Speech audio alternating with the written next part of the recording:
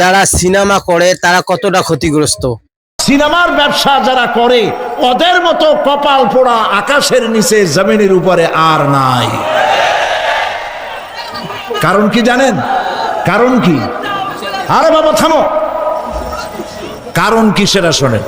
কারণ হচ্ছে মসজিদ যে বানাইলো, ওই মসজিদে যতদিন নামাজ হবে, জিকির হবে, তেলাওয়াত হবে, কিয়ামত পর্যন্ত যে পয়সা দিছিল সে সওয়াব পাবে। আর সিনেমা যে বানাইলো, সিনেমা দেখিয়া এরকম বই কি কুমিল্লা আসছে, এমন একটা লোকেরা বলা বলি করতেছে সুবহানাল্লাহ, এমন একটা ছবি আসছে যারাই দেখলো সব উমরা করতে রওনা হয়ে গেছে। এমন ছবি আসছে যা দেখিয়া সমস্ত মানুষ তাহাজ্জুদ পড়া শুরু করছে। এরকম হয়েছে।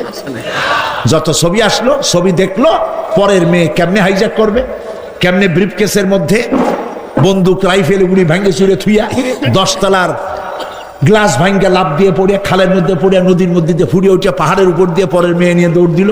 এই সব সন্ত্রাসী, ডাকাত, জেনাকার, বদমাশ তৈরি করা হয়। ঠিক না বলো? এই সিনেমা যারা বানাইছো কান খুলে শোনো। এই সিনেমা যারা দেখতে আসলো, জোহরের নামাজ গেল, মাগরিবের নামাজ গেল, আসর গেল, এশার নামাজও গেল, ঠিক কিনা? এতগুলো নামাজ গেল, আর তারপরে চরিত্র নষ্ট করলো। চরিত্র নষ্ট করে ফেন্সিডিল খাইলো, এরপরে চুরি করলো, ডাকাতি করলো, সন্ত্রাস করলো, জেনা করলো। বেটা তুই মর, যে সিনেমা বানাইছো মর, মরে দেখবি কিয়ামত পর্যন্ত এই সিনেমা দেখে যত লোকের চরিত্র নষ্ট হয়েছে সমস্ত পাপ মাথায় নিয়ে কিয়ামতে আল্লাহর দরবারে দাঁড়াতে হবে। সুতরাং সিনেমার ব্যবসায়ীরা কানে ধরে সিনেমার ঝাঁচা বেড়ে দূর করে দাও। যদি মুসলমান হও, মুসলমানের যদি জন্ম দিয়ে থাকে, সিনেমার ব্যবসা বাদ দিয়ে দাও। আল্লাহ রহম করুক, বলেন আমিন।